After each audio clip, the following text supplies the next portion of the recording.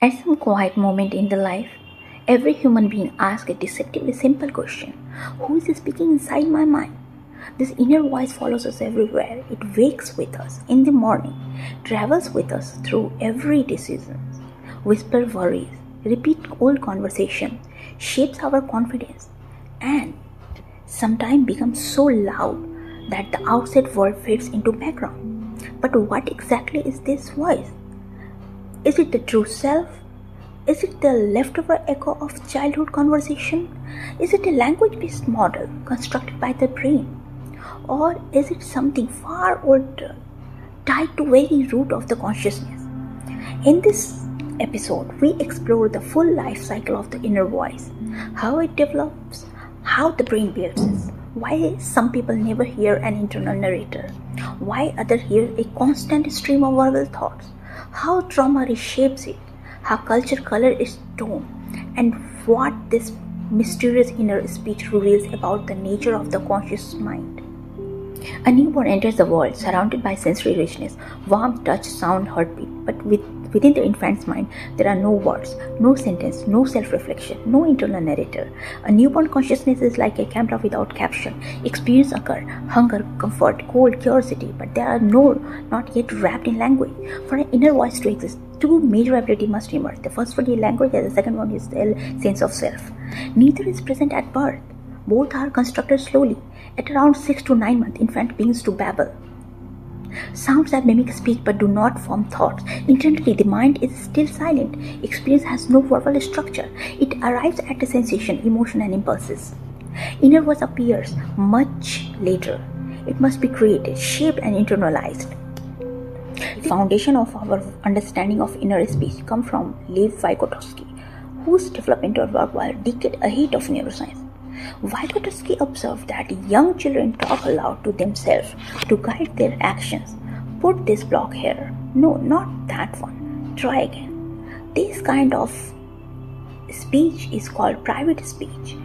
And around 5 to 7 years, something remarkable happens. The private speech turns inward. The child stops voicing these sentences out loud. They begin speaking silently to themselves. This is the birth of inner speech.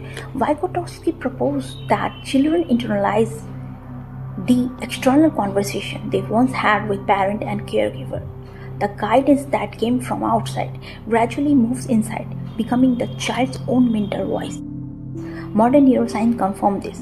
When adults think silently, Broca area activates, the auditory cortex activates, the default mode network constructs reflective self-narration. This means inner speech is not abstract thinking, it is simulated speech. The brain is speaking without sound. The neural machinery used for real speech is activated internally, which is why our inner voice usually sounds like our own spoken voice.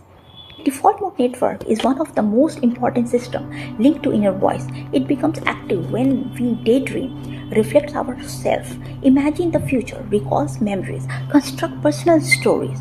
The DMN is a storyteller, weaving our experience into coherent narrative of who I am. But the DMN doesn't work alone. Inner voice emerges from a coordinated network involving Broca area, Wernicke area, the auditory cortex, the hippocampus, and the prefrontal cortex. Broca area is involved in the word generation or language articulation. Wernicke is known for the comprehension. The auditory cortex is involved in inner hearing, and hippocampus is in the memory formation. The prefrontal cortex planning and in the self-control formation. Inner voice is not a product of single region. It is a whole brain performance. It is a neural symphony, and the DMN is a conductor.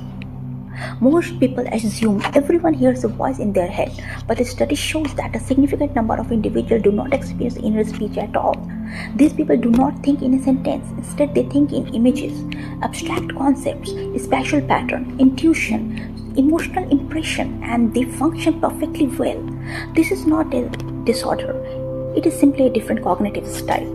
People without inner speech often report vivid mental imagery, rapid non-verbal problem solving, low rumination, more intuitive emotional processing. Inner voice is helpful but not required for intelligence.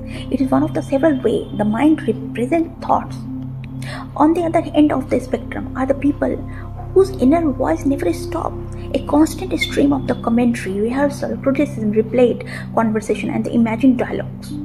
Neuroscience links this to the heightened activity in the default mode network, the prefrontal cortex, and the amygdala.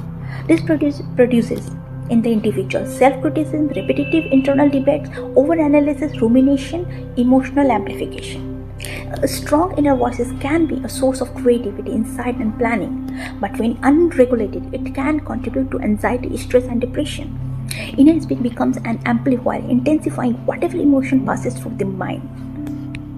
Trauma radically reshapes the nature of the inner voice. People who grow up with criticism, rejection, emotional neglect, or unpredictable caregiving often carry those external voices inside them. Over time, these voices become internal patterns. The brain internalizes the strict parent, the shaming adult, the controlling environment. The amygdala becomes the hyper-responsive to the threat. The prefrontal cortex anticipates mistakes. Slowly, the mind forms its own inner critic, a voice that sounds harsh, punitive, and often foreign. Survivors frequently say, "It doesn't feel like my voice." It is a learned survival adaptation. Therapy helps the brain relearn safety. As emotional regulation improves, the tone of the inner voice changes. It becomes calmer, kinder, and more aligned with the true self. Many people experience not one but multiple inner voices, not hallucination, but a variation in tone, intention, and emotional state. This is completely normal. The mind contains a voice of caution, a voice of desire, a nurturing voice, a doubtful voice, an angry protector, a hopeful encourager. Modern psychology calls this self-plurality. Internal family system therapy embraces this idea. The mind is a community, not a monolith. A healthy mind isn't silent, it is integrated. Its voice cooperates rather than compete. Inner voice is not universal, it is shaped profoundly by the culture. Research shows Western culture emphasizes the individualistic inner speech. Eastern and collectivist culture emphasize a relational inner speech.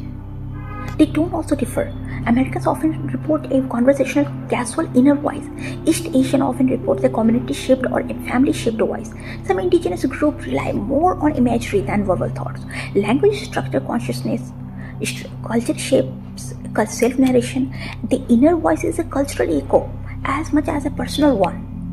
Finally, what does inner voice reveal about our consciousness itself? Modern science suggests the inner voice is not consciousness, but it is one of the consciousness' most powerful tools. Inner voice helps the mind organize experience, review past events, plan the future, create identity, regulate emotions, and maintain continuity of the self. When you hear your inner voice, you are not hearing a ghost, a spirit, or a separate entity. You are hearing your brain thinking about itself. Inner voice is the narrative thread that binds together the fragments of experience, giving them meaning, coherence, and direction. It is a brain attempt to understand its own existence, and this quiet and constant narration is the birthplace of human meaning. Stay with us on this exploration of the mind. Like the video, share it forward, and subscribe for deeply researched documentaries.